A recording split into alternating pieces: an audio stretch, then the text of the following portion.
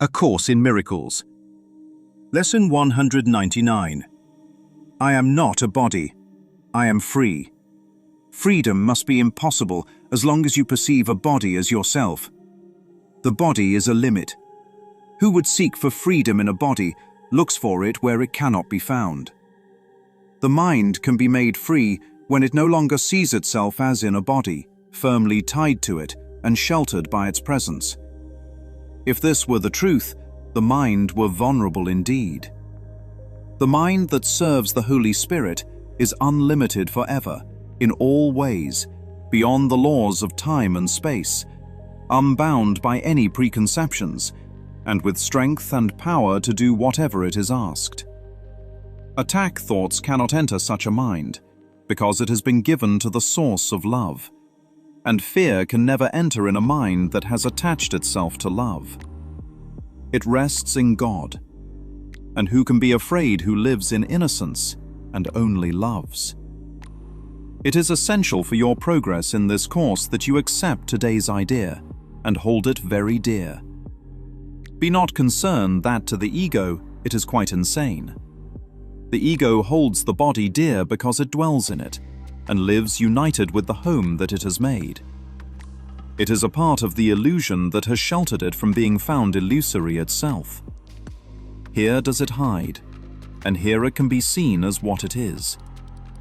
Declare your innocence, and you are free. The body disappears because you have no need of it except the need the Holy Spirit sees. For this, the body will appear as useful form for what the mind must do. It thus becomes a vehicle which helps forgiveness be extended to the all-inclusive goal that it must reach, according to God's plan.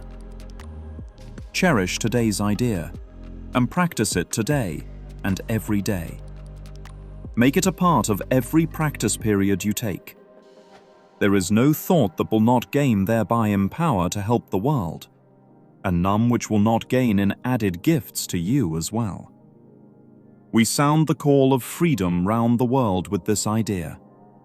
And would you be exempt from the acceptance of the gifts you give? The Holy Spirit is the home of minds that seek for freedom. In Him they have found what they have sought. The body's purpose now is unambiguous, and it becomes perfect in the ability to serve an undivided goal. In conflict-free and unequivocal response to mind, with but the thought of freedom as its goal, the body serves, and serves its purpose well. Without the power to enslave, it is a worthy servant of the freedom which the mind within the Holy Spirit seeks. Be free today, and carry freedom as your gift to those who still believe they are enslaved within a body. Be you free, so that the Holy Spirit can make use of your escape from bondage to set free the many who perceive themselves as bound and helpless and afraid. Let love replace their fears through you. Accept salvation now, and give your mind to Him who calls to you to make this gift to Him. For He would give you perfect freedom, perfect joy, and hope that finds its full accomplishment in God. You are God's Son. In immortality you live forever. Would you not return your mind to this? Then practice well the thought the Holy Spirit gives you for today. Your brothers stand released with you in it. The world is blessed along with you. God's Son will weep no more. And heaven offers thanks for the increase of joy your practice brings even to it. And God Himself extends His love and happiness each time you say, I am not a body. I am free. I hear the voice that God has given me, and it is only this my mind obeys. Lesson 199. I am not a body. I am free. You trusted the wrong evidence. What if the lead assumption was never true? A Course in Miracles says, I am not a body, I am free. Every investigation begins with an assumption. If the first assumption is wrong, every conclusion that follows will be wrong too. Lesson 199 is not primarily dismantling fear. It is dismantling the assumption that makes fear appear reasonable. Think about a detective arriving at a crime scene. The witnesses are talking, the cameras are rolling, the evidence has already been bagged. Everyone is working as though the crime has already been established. Then one detective asks the question nobody else thought to ask. Who proved there was ever a crime? The entire investigation comes to a stop. Every witness suddenly depends upon an assumption nobody examined. Lesson 199 does the very same thing. It does not begin with fear. It begins with the belief that gives fear its apparent foundation. I am a body. That is the lead assumption. Once that assumption is accepted, every other conclusion seems obvious. Fear seems obvious. Scarcity seems obvious. Conflict seems obvious. Death seems obvious. Every one of them inherits its credibility from the same unquestioned beginning. Jesus is not asking you to gather better evidence. He is asking you to question the lead assumption that made evidence seem convincing in the first place. And once that assumption begins to crack, something remarkable happens. The entire case begins to collapse. The body is the ego's evidence locker. The case begins to collapse because the evidence was never what we thought it was. For months, Detective Boy has been asking one question: where is the evidence? Lesson 199 finally exposes the ego's answer. The body. Think about that for a moment. The ego never really presents evidence. It presents a body. The moment the body is accepted, the investigation stops. Nobody asks another question. Imagine walking into a police evidence room. Shelves stretch from floor to ceiling. Boxes are stacked everywhere. Every box has the same label: fear, loss, betrayal, sickness, aging, death. The detective opens the first box. There is a body. He opens the second box. There is the same body. He opens the third box. The same body. Every box contains the very same exhibit. The ego calls that evidence. It points to the body as though the case has already been settled. No proof is offered. No argument is made. No investigation is required. The body is simply assumed to answer every question. That is why Jesus keeps bringing us back to the same place, not to deny that the body seems to exist, to expose that the body has never proved what the ego claims it proves. The evidence locker was full. The evidence was not. Once you see that, you cannot help asking the next question. If the body never proved separation, what has it actually been proving? The burden of proof has been abandoned. This may be the coldest insight in the entire lesson. For months, Detective Boy has been asking the same question. Where is the evidence? The ego never answers the question. It only repeats the claim. Imagine standing in a courtroom. The judge looks at the prosecutor and says, "Prove your case." The prosecutor stands, points across the room and says, "The body." The judge asks again, "That is not evidence. Prove separation." The body. Prove guilt. The body. Prove fear. The body. Prove loss. The body. Prove death. The body. Notice what just happened. The burden of proof was never carried. The claim was simply repeated. Pointing is not proving. Repeating is not proving. Assuming is not proving. The ego has survived because almost no one ever asks for evidence. The body is presented, and the case moves forward without objection. Lesson 199 interrupts the trial. Jesus is not asking you to win an argument. He is asking you to notice that no argument was ever made. The burden of proof has been abandoned from the very beginning. Once you see that, the courtroom grows quiet, because every verdict that followed depended upon a case that was never proved. Every witness rides in for free. Once the lead assumption is admitted, every witness is admitted. Fear, pain, loss, trauma, comparison, scarcity, age, death. None of them establishes the case. They inherit the case.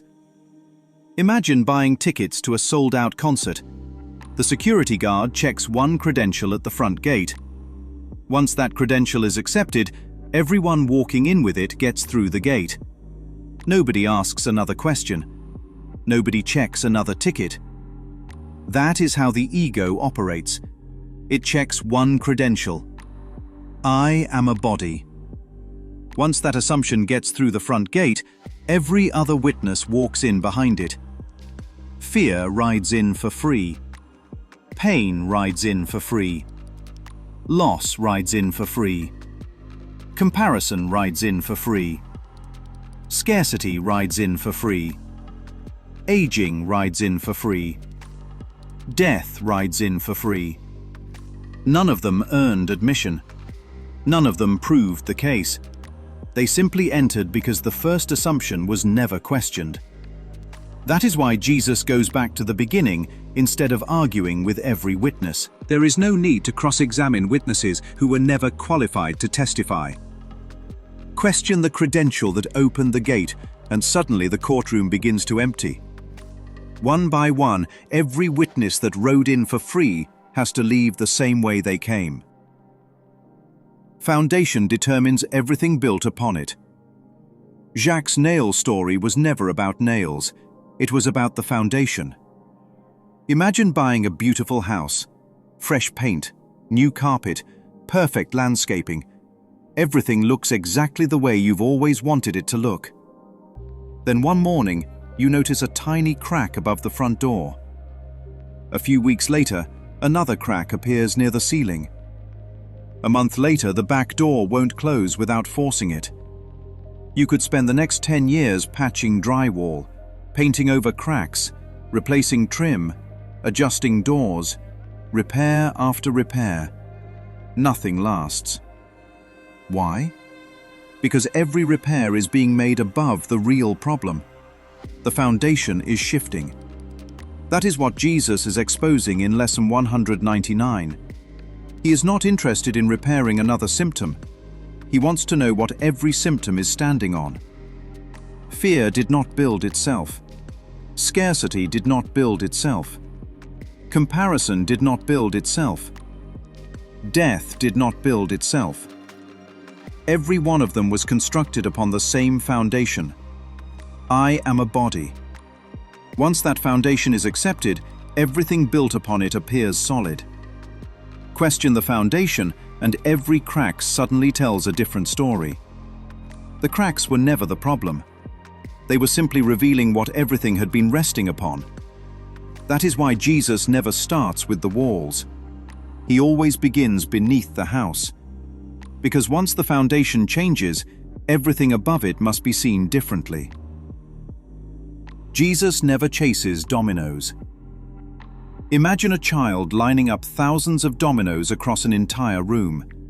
Hours of work. Every domino perfectly spaced.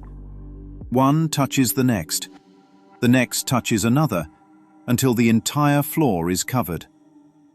Now imagine trying to remove them one at a time. You pull out one domino, there are still thousands standing. You remove another, thousands remain. That is the ego's self-improvement program. One fear, one grievance, one addiction, one relationship, one complaint, one insecurity, one problem after another. Jesus never accepts that assignment. He doesn't spend 365 lessons chasing dominoes. He walks directly to the first one. I am a body. That is the lead domino. Every grievance borrows its balance from that domino. Every fear borrows its balance from that domino. Every defense borrows its balance from that domino. Every search borrows its balance from that domino. Every victim story borrows its balance from that domino. Every death story borrows its balance from that domino. The miracle is not becoming better at knocking over dominoes. The miracle is discovering the one domino that made all the others appear to stand on their own. Touch the beginning. The ending takes care of itself. The body receives a new assignment. The investigation has taken an unexpected turn. All this time it looked like Jesus was putting the body on trial. He wasn't. He was putting the belief about the body on trial. There is a world of difference. Imagine a delivery truck pulling into a neighborhood every morning. The truck delivers groceries, medicine, furniture, birthday presents. The truck is useful, but no one mistakes the truck for the destination. No one climbs into the truck and says, "I've arrived." The truck was never the point. It was simply carrying something. That is what the ego forgot. It promoted the body from vehicle to identity, from servant to master, from messenger to message. Suddenly the body had to answer every question. Who am I? Am I safe? Am I worthy? Am I loved? Will I survive? The body was never designed to answer those questions. Lesson 199 quietly relieves it of that impossible assignment. The body no longer has to prove your value. It no longer has to establish your identity. It no longer has to defend your existence. It simply becomes a means of communication, a means of extending love, a means of joining, a means of serving while you remember what has always been true. The body has not been condemned. It has been reassigned. The burden is lifted because the job description has changed. Once you stop asking the body to tell you who you are, it is finally free to do the only job it was ever meant to do. Ken Wapnick's statement comes alive. There is a sentence Ken Wapnick repeated for years that sounds almost impossible the first time you hear it. "I'm not talking to the one you think is sitting in this chair." Most people hear that as a mystical statement.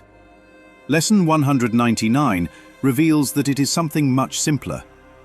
It is a refusal to begin with the ego's lead assumption. Imagine two architects standing over a blueprint. The first architect points to the wrong set of plans. From that moment forward, every measurement will be wrong. Every wall will be misplaced.